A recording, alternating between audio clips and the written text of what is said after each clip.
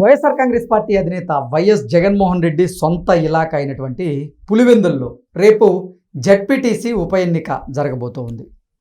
ఈ ఉప ఎన్నిక కోసం అన్ని ఏర్పాట్లు అయితే సిద్ధమయ్యాయి.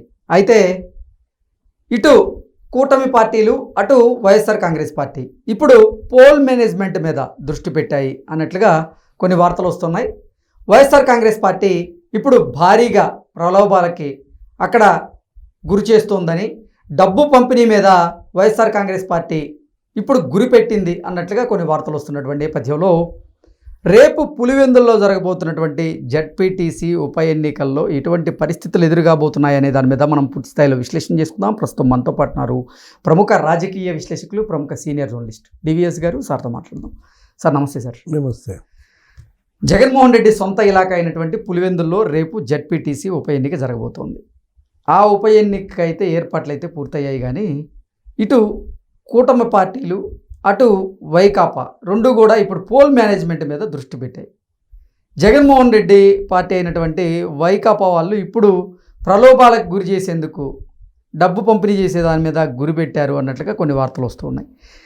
అసలు పులివెందుల్లో ఏం జరగబోతుంది రేపు? ఇటువంటి పరిస్థితి ఎదురయ్యేటువంటి అవకాశం ఉంది జగన్మోహన్ రెడ్డి కంటే ఏం చెప్తారు సార్? మ్యాన్ ఈటర్స్ అంటారు. రక్తం రుచి మరిగిన పులి. రక్తం కనుక ఏది మన మనుషులను చంపటం కనుక బిగిన్ చేసినాయి అనుకో, ఈ చిరత పులులు, సింహాలు, వీటిని మ్యాన్ ఈటర్స్ అంటారు. ఇప్పుడు ఆ మ్యాన్ ఈటర్సే రక్తపాతం సృష్టిస్తున్నారు అని గగ్గోలు పెడితే, ఇప్పుడు వాళ్ళు జగన్మోహన్ రెడ్డి లేకపోతే అవినాష్ రెడ్డి ఏమంటున్నారు? అరాచక అప్రజాస్వామికవాది చంద్రబాబు అంటున్నారు. జగన్మోహన్ రెడ్డి ఆయన పెద్ద ట్వీట్ పెట్టాడు. ఆయన ఏదో మరి మామూలుగా ఇవాళ వాళ్ళ పేపర్ చూస్తుంటే అరాచక అప్రజాస్వామికవాది చంద్రబాబు అంటే మరి నువ్వేంటి శాంతి కాముకుడువా? జగన్మోహన్ రెడ్డి ఏంటి అహింసావాదా? ఓకే. మహాత్మా గాంధీ జగన్మోహన్ రెడ్డి ఒకటేనంటావా? మహాత్మా గాంధీ చచ్చిపోయి జగన్మోహన్ రెడ్డి రూపంలో పుట్టాడా? ఓకే. ఏమనాలా అతని మాటల్ని, అతని యొక్క దీన్ని? అవినాష్ రెడ్డి కూడా ఇచ్చాడు స్టేట్మెంట్. కడప ఎంపీ ఏమనిచ్చాడు అవినాష్ రెడ్డి? రక్తపాతం సృష్టిస్తున్నారు అన్నాడు. టీడీపీ వేషాలు, అరాచకాలు అన్నీ ఇన్ని కావు. ఆయన ఏదో పిలుపిచ్చాడు. పులివెందుల బ్రాండు ఖ్యాతి నిలబెట్టాలి పులివెందుల ప్రజలు అంటున్నాడు. అర్థమైందా? పులివెందుల బ్రాండ్ అంటే ఏంటి? బాబాయిన బాత్రూంలో గొడ్డళ్లతో నరికి చంపటమా? ఏది పులివెందుల బ్రాండు? పులివెందుల బ్రాండు, పులివెందుల ఖ్యాతి నిలబెట్టాలంటే ఆ పిలుపులో అనేక అర్థాలు.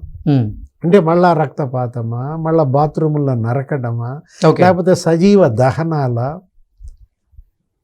ఏంటది? అదేమన్నా బెదిరింపా? లేకపోతే అసలు వీళ్ళ నోటి వెంట ఈ మాటలు వింటుంటే నేను అంటోంది అదే, మేనీటర్సు మరి శాంతి మంత్రం జపిస్తున్నారు. ఒకటి, జగన్మోహన్ రెడ్డి ముఖ్యమంత్రిగా స్థానిక సంస్థల ఎన్నికలు ఎలా జరిగాయి మర్చిపోలేదు కదా జనం. ఇప్పుడు వస్తున్నాయి, అవి కూడా ఒక సంవత్సరంలో వస్తాయి స్థానిక సంస్థల ఎన్నికలు. ఇప్పుడు ఆయన ఏం చేశాడు? పొంగనూరు పాకిస్తాన్ అని వచ్చింది అప్పట్లో.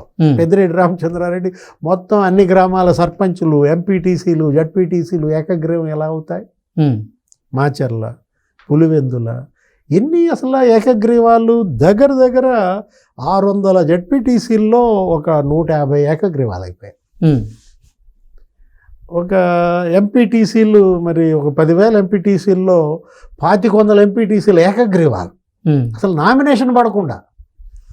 అది గ్రామ స్థాయిలో ఎన్నిక ఎలా ఉంటుందో నీకు తెలుసు. గ్రామాల నుంచే మనం వచ్చాం కాబట్టి అసలు ఇప్పుడు అసెంబ్లీకి పడలేదంటే అర్థం ఉంటుంది, కానీ ఎవరైనా చనిపోతే అన్ని పార్టీలు కలిసి ఏకగ్రీవం చేశారని గ్రామంలో ఎవరినైనా ఏకగ్రీవం చేయనిస్తావా? ముఠా కక్షల ప్రాంతంలో అసలు నీకు ఏకగ్రీవం సాధ్యమా? ఏంటి సార్, వైఎస్ జగన్మోహన్ రెడ్డి సొంత ఇలాకా అయినటువంటి పులివెందుల్లో జగన్మోహన్ రెడ్డి ఆధిపత్యానికి ఎదురు దెబ్బ తగలబోతుందని జగన్మోహన్ రెడ్డి భావించాడా? అదే కంపారిజన్ నేను చేస్తున్నా. జగన్ సీఎంగా జడ్పీటీసీ ఎన్నికలు ఎలా జరిగాయి, ఇప్పుడు ఎలా జరుగుతున్నాయి? అంతకు మించిన అరాచకం ఇప్పుడు జరుగుతోందా? అంతకు మించిన భయోత్పాతం ఇప్పుడు సృష్టిస్తున్నారా? ఎందుకు ఇంత గగ్గోలు పెడుతున్నారు? నిన్న ఆయన డిఐజీ కోయ ప్రవీణ్ ఆయన ప్రెస్ మీట్ కూడా పెట్టాడు. 700 మంది సిబ్బందిని మోహరించానన్నాడు. కేవలం పులివెందుల ఎంత 6 గ్రామాలు, ఆ జడ్పీటీసీ 9 హ్యామ్లెట్స్, 10,000 ఓట్లు, 10,661 ఓట్లు. అదేమంటే ఇతను ఏమంటున్నాడు 4,000 ఓట్లు వైసీపీ గ్రామాలవి ఏదో మార్చారు అంటాడు. అంటే 4,000 ఓట్లేనా నీ? మిగతా 6,600 టీడీపీయా? ఓకే. జగనే ఓటమిని ఒప్పుకున్నట్టుగా ఒక స్టేట్మెంట్లో కనపడతాను. అంటే ఇన్నాళ్ళు రిగ్గింగ్లా మీరు చేసింది. ఇప్పుడు మనం అన్నది అదే 96లో, గతంలో కూడా చెప్పుకున్నాం, 1996లో పార్లమెంటుకి రాజశేఖర్ రెడ్డే 5,600తో ఒడ్డున పడ్డాడు. అప్పుడు ఉమేష్ చంద్ర ఎస్పీగా నిష్పాక్షికంగా అసలు రిగ్గింగ్ లేకుండా ఎన్నిక జరిపితే ఓడిపోయాడు అనుకున్నారు రాజశేఖర్ రెడ్డి. ఇప్పుడు దాన్ని మించి మరి పీస్ఫుల్గా ఎన్నిక ఛాలెంజ్గా తీసుకున్నాడు ప్రవీణ్. అదేమంటే ఎస్ఈసి మీద పడుతున్నారు. స్టేట్ ఎలక్షన్ కమిషనర్ నీలం సాహ్ని ఇవాళ వాళ్ళ చేతిలో కీలుబొమ్మ అయిపోయిందంటారు, రకరకాలుగా మాట్లాడతారు. నువ్వు తెచ్చుకున్న నీలం సాహ్ని ఆమె ఏమని ఇచ్చింది స్పష్టంగా స్టేట్మెంటు, అసలు వాటర్ స్లిప్పులు కూడా పంపిణీ అయిపోయాయి, 70% వాటర్ స్లిప్పులు ఇచ్చేసిన తర్వాత ఇంక నేనేం చేస్తాను, పోలింగ్ సెంటర్లు ఇప్పుడు ఎలా మారుస్తాం. నిన్న సాయంత్రం 5 గంటలతో ప్రచారం అయిపోయింది. అతను ఏదో ర్యాలీ చేయడానికి రెడీ అయ్యాడు. ఎవరు? అవినాష్ రెడ్డి పెద్ద ర్యాలీ చేయడానికి ఒప్పుకోలేదు. అవినాష్ రెడ్డి పైన కేసులు ఉన్నాయి.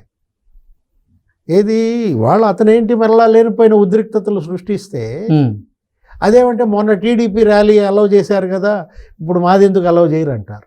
సాయంత్రం 5 గంటలకి టైం అయిపోతే ర్యాలీ ఏంటి? స్పష్టంగా ఇచ్చాడు. ఏంటి? గన్స్ ఉన్నాళ్ళు ఏజెంట్లుగా కూర్చోడానికి వీల్లేదు. ఎవరికైతే మీరు గన్ లైసెన్స్లు ఉన్నాయో వాళ్ళెవరు ఏజెంట్లుగా కూర్చోడానికి వీల్లేదంటే అవినాష్ రెడ్డి వాళ్ళ స్టేట్మెంట్ ఏమి ఇచ్చాడో తెలుసా? మహిళలంతా ఏజెంట్లుగా కూర్చోబెట్టండి, మహిళల్ని ఏజెంట్లుగా కూర్చుని మన ఎన్నికలు మనం గెలుద్దాం. ఎన్నికల ఏజెంట్లు రేపు వైసీపీ తరపున మహిళలనే కూర్చోబెడుతున్నారా? ఇప్పుడు మహిళా ఏజెంట్ అనగానే నువ్వు మళ్ళీ మంజులను తీసుకొస్తావు. మళ్ళీ అనవసరంగా మొన్న ఎలక్షన్లో ఏంటి అక్కడ అది మనం చూసాం, రెంటచింతల తుమ్మురుకోట ఎక్కడో మాచర్ల నియోజకవర్గం పిన్నెల్లి బ్రదర్స్ తల బద్దలై ఆడపిల్ల రక్తం ఓడుతున్న బూతోదల్లా తెలుగుదేశం ఏజెంట్గా కూర్చుని మొన్న కూడా ఏదో పోస్ట్ కూడా ఇచ్చినట్టున్నారు, ఆమెకి ఏదో కార్పొరేషన్ చైర్మన్ కూడా ఇచ్చినట్టున్నారు. అంటే నీవు నేర్పిన విద్యయే నీరజాక్ష. నువ్వు ఆ రోజు ముఖ్యమంత్రిగా ఏం చేశావు? అణిచేశావు. అసలు నామినేషన్లు లాక్కున్నావు, అసలు వాళ్ళపైన తప్పుడు కేసులు పెట్టించావు, బ్రాందీ సీసాలు పెట్టారు, గంజాయి పెట్టారు, డ్రగ్స్ పెట్టారు. అరే పాత కేసులన్నీ తిరగదోడారు. ఇప్పుడు అలా జరుగుతుందా? ఎవరి మీద తప్పుడు కేసులు పెట్టారా? ఎవరింట్లో అన్న మద్యం సీసాలు పెట్టి కేసు రాశారా?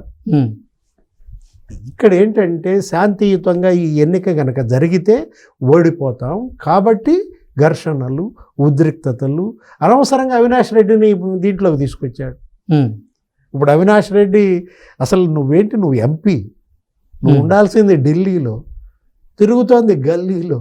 జడ్పీటీసీ ఎన్నికల్లో ఆయన కూర్చుంటాడంటే ఏజెంట్గా. నువ్వు కూర్చోడానికి లేదు, నీకు గన్ ఉంది, నీకు మళ్ళీ గన్మెన్లు ఉన్నారు అని చెప్పి మరి ఒప్పుకోవట్లా. అంటే ఒక రకమైనటువంటి యుద్ధ వాతావరణం సృష్టించడం అంటే అక్కడే ఓడిపోయాడు జగన్మోహన్ రెడ్డి. ఇంకా నువ్వు తిమ్మిని బిమ్మిని చేసి గెలిచినా ఇది జడ్పీటీసీ. ఎందుకు అసలు జగన్మోహన్ రెడ్డి వచ్చి కూర్చుంటే పోయేదిగా ఏజెంట్గా? అవినాష్ రెడ్డిని ఏజెంట్గా కూర్చోబెడతాం ఏంట్రా మగడ? ఎంపీని తీసుకొచ్చి ఏజెంట్గా కూర్చోబెట్టడం, మాజీ సీఎంఏ కూర్చోమని ఏజెంట్గా. చూసావా బ్యూటీ ఆఫ్ పాలిటిక్సా? రాజకీయం యొక్క అందం కనపడుతుందా నీకు? వెంటబడుతుంది. ఏది చేసిన పాపం వెంటబడి తరుముతుంది. ఓడిపోతే జడ్పీటీసీ ఓడిపోతే వైసీపీ ఖేల్ ఖతం, దుకాన్ బంద్. Okay sir, thank you so much.